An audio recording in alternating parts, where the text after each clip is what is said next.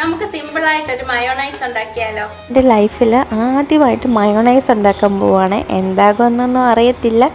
നമുക്ക് വഴിയെ കണ്ടറിയാം. ഒരു മിക്സിയുടെ ജാറിലേക്ക് ഞാൻ 3 അല്ലി വെളുത്തുള്ളി ഇടുന്നുണ്ട്. പിന്നെ ഒരു എഗ്ഗിൻ്റെ വൈറ്റും യെല്ലോ പോർഷനും കൂടെ ആഡ് ചെയ്യുന്നുണ്ട്. പിന്നെ ആവശ്യത്തിന് ഉപ്പ് ആഡ് ചെയ്യുന്നുണ്ട്, ഷുഗർ ആഡ് ചെയ്യുന്നുണ്ട്. ഇതിൻ്റെ അളവൊന്നും എനിക്കറിയത്തില്ല കേട്ടോ.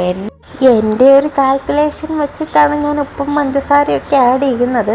നിങ്ങളിടുമ്പോൾ അതൊക്കെ ശ്രദ്ധിക്കണേ. പിന്നെ ഞാൻ സൺഫ്ലവർ ഓയിൽ ആഡ് ചെയ്യുന്നുണ്ട്. പിന്നെ മിക്സിയുടെ ജാറിലേക്ക് ഇട്ട് നല്ല രീതിയിൽ ബ്ലെൻഡ് ചെയ്തെടുക്കുന്നുണ്ട്. പിന്നെ ഇടയ്ക്കിടയ്ക്ക് നമ്മൾ സൺഫ്ലവർ ഓയിൽ തിക്കാവുന്നത് വരെ ഒഴിച്ചു കൊടുക്കുന്നുണ്ട്.